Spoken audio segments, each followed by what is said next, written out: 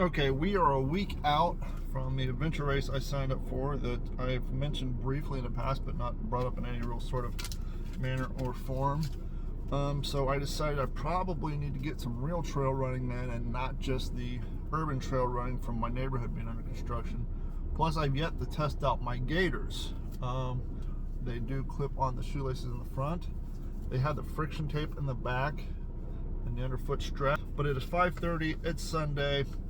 I want to get a run in before I do some other things, so I need to stop yapping and get the packing, if you will. So judge based on this and the fact that the hook is up front, I'm going to say this is the right gaiter because they don't appear to be marked. However, from being a World War II reenactor and putting on leggings for the last 10 years, I'm pretty good at sorting this sort of thing out.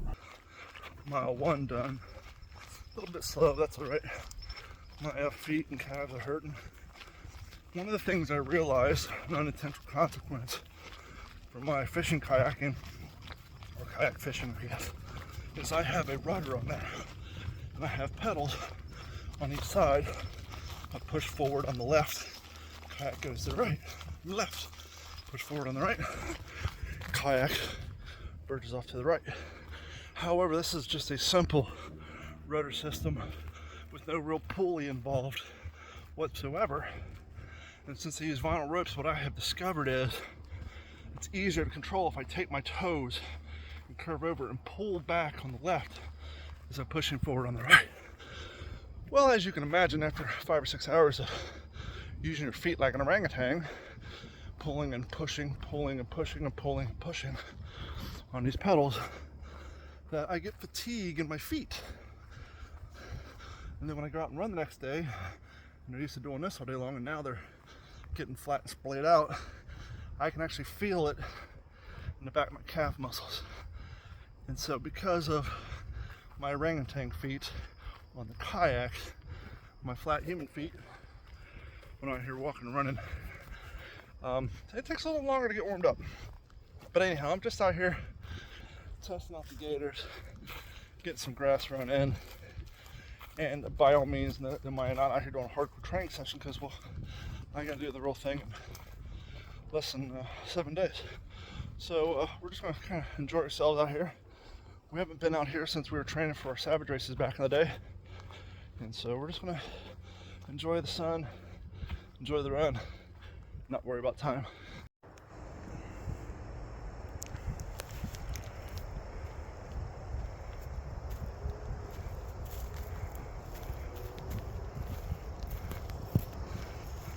I've been saying, for me personally, 60% of running is the view. I find it's easier to stay motivated, keep running when you got new cool stuff to look at, whether it's downtown or nature. It's hard to continuously run as a form of exercise and mental health practice if you're staring at the same houses, running the same route every single time, which I do out of convenience. So tonight I decided to switch things up. But yeah, if you find that after a few runs you're getting kind of bored, instead of running out your front door, run to your car, drive a short distance, find somewhere cool, and see if your lack of motivation changes at all. The proverbial Y in the road.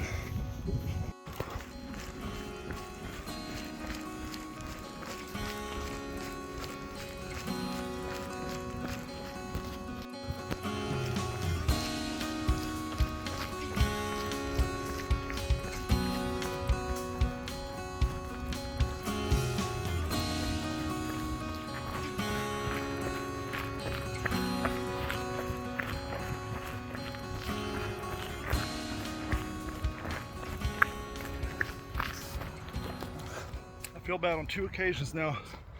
I come up to some people walking the same direction I'm running, and I don't want to come tromping up on the back of them, because if they're like me, they feel like there's a cougar out here ready to pounce on me in a second.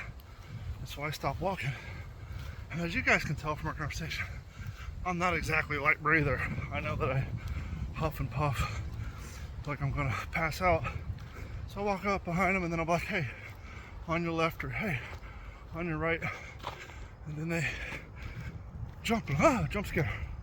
And I'm like, hey, I'm sorry, I didn't think I was being that quiet, but it's happened twice now. And I think I may be off the trail. Yeah, I think I'm gonna have to go back to the lake and turn back around. I will say they have greatly improved the markings on this lake, or this entire property. I remember about 4 or 5 years ago, Sariana and I came back here riding our bikes, and the signage was garbage. All they had were old fence posts with some colored tape on the top of them. And we got lost back here for like an hour and a half before we finally just said F it, looked at Google Maps, drove down a tree line until we were like in a neighborhood 4 miles away from our house, and then we just took the surface roads back. So they have improved the markings. Just, I guess, maybe this part of the trail is not part of the actual trail. Maybe this is intended for us people who come fishing here, which, by the way, I've been fishing here about 6 times. Never caught a damn thing. So all in all, the run was pretty good. My knee was sore before I actually went out, which is why I put on the knee brace. So far so good on the Map Brothers foot gaiters. This isn't the first time I've ever ran in sand, obviously, with all the OCR events and the trail races I have been doing lately, but this is the first time I've ran with gaiters. And I was a little concerned about if I'd get any sort of hair pulls or annoyances from this part.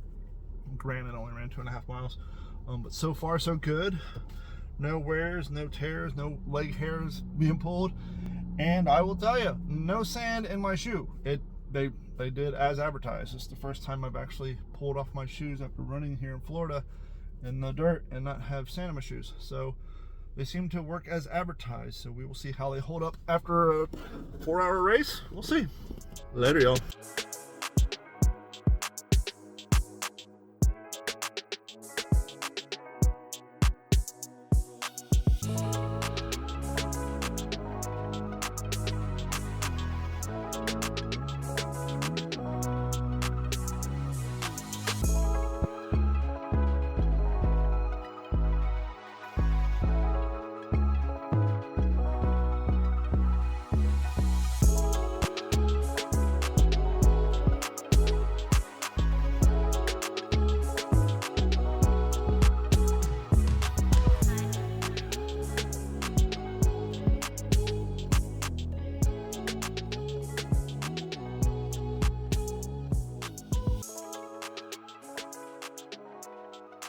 This has been a Digital 410 production.